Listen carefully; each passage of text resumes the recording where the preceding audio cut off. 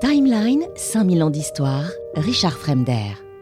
Et vous verrez dans le Palais ducal encore les cadres blancs de tous les tableaux qui ont été pillés par les soldats lors du sac de Mantoue. Pas seulement des Français, beaucoup d'Allemands aussi.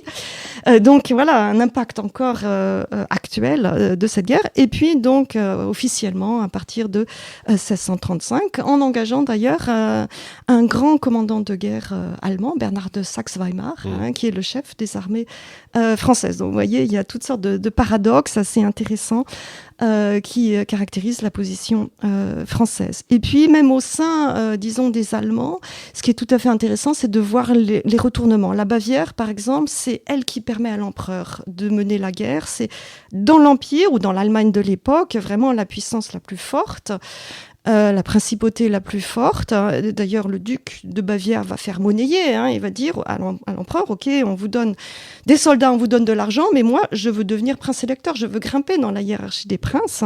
Il va l'obtenir. Et donc la Bavière est intransigeante, catholique, très engagée. C'est l'un des foyers de la contre-réforme, de l'essor des jésuites, etc. Au début de la guerre. Et à la fin de la guerre, c'est précisément la Bavière qui va faire pression sur l'empereur pour obtenir un compromis. Alors vous allez me dire, c'est peut-être une position empirique, etc., mais c'est aussi de l'intelligence politique. En fait, c'est presque la religion qui est au cœur de tout ça. Alors la religion est au cœur de tout cela, mais elle est toujours mêlée. En fait, elle est toujours mêlée à d'autres éléments. La religion est très présente. L'historiographie actuelle a tendance à minimiser, je pense à tort, ce rôle de la religion, qui reste très présente, mais elle est toujours mêlée à d'autres enjeux. Par exemple, les enjeux dynastiques. Les princes veulent affirmer une religion et par là aussi leur famille. Et souvent, le côté familial est très très présent dans la religion. Par exemple, dans cette vallée de la Valteline dont je parlais il y a un instant, en Suisse, les populations pratiquent une religion qui est extrêmement communautaire, qui est extrêmement familiale, qui a des racines familiales. Et donc, on est catholique de père en fils ou protestant de père en fils. Et puis, il y a des enjeux culturels qui sont aussi très fortement liés à la religion, notamment la question des images.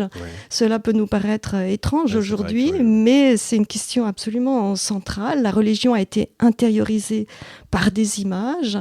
Et les calvinistes vont extraire toutes les images, voire les détruire. Ça va beaucoup choquer un certain nombre de populations, notamment à Prague, quand on extrait ces images, parce que ça fait partie de la religion vécue. De la vie quotidienne. Je disais dans l'introduction que c'est une guerre qui a beaucoup marqué les populations, qui a presque tué plus la population que les soldats. Est-ce que je suis allé trop loin ou est-ce que...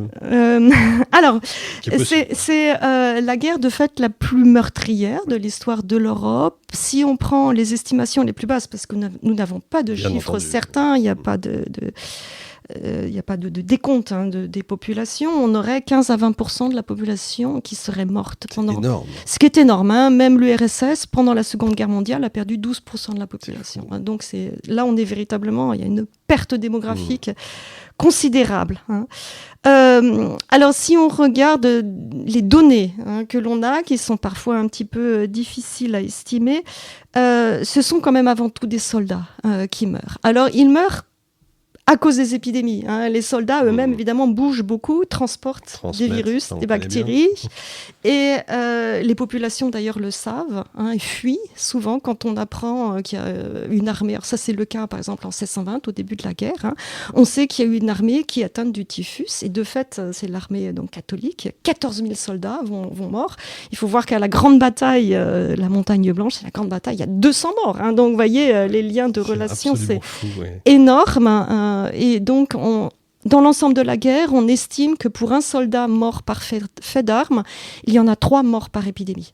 Donc les épidémies sont beaucoup plus meurtrières que les armées. Même les civils, en général, sont moins atteints que les soldats. Alors quand les civils meurent, c'est justement par l'exil, par la peur des armées. On fuit, et c'est précisément cette fuite qui est mortifère. On va se réfugier, par exemple, dans une ville, parce que les villes sont protégées par des murs, et les villes sont complètement surchargées de personnes dans des conditions d'hygiène désastreuses. Dans les confinements divers et variés. Voilà, et circulent d'autant plus donc toutes les bactéries, virus, ce que vous voulez. Il y a des vagues de typhus, il y a des vagues de peste récurrentes aussi.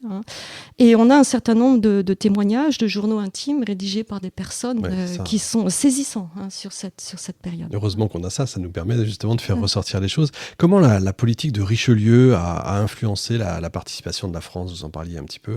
Qu'est-ce qui fait que ça va influencer les choses? Alors Richelieu, c'est quelqu'un qui est loin d'avoir un pouvoir plein et entier. L'image de Richelieu, c'est le manipulateur, celui qui dirige, l'homme à la robe écarlate, etc., pour reprendre Victor Hugo. En fait, la position de Richelieu est beaucoup plus précaire qu'on ne le pense. Et s'il a des idées, il propose des idées, c'est toujours Louis XIII qui décide. Et donc c'est lui qui va mener la guerre. Et c'est Louis XIII qui veut mener la guerre. Malgré sa constitution extrêmement fragile, il a une sorte de tuberculose intestinale, il va mourir à 41 ans. Louis XIII pense que la guerre contribue à l'honneur, à la gloire du roi, et donc veut mener la guerre. Richelieu est plus prudent que cela. Il est aussi plus âgé que Louis XIII. Timeline, 5000 ans d'histoire, Richard Fremder.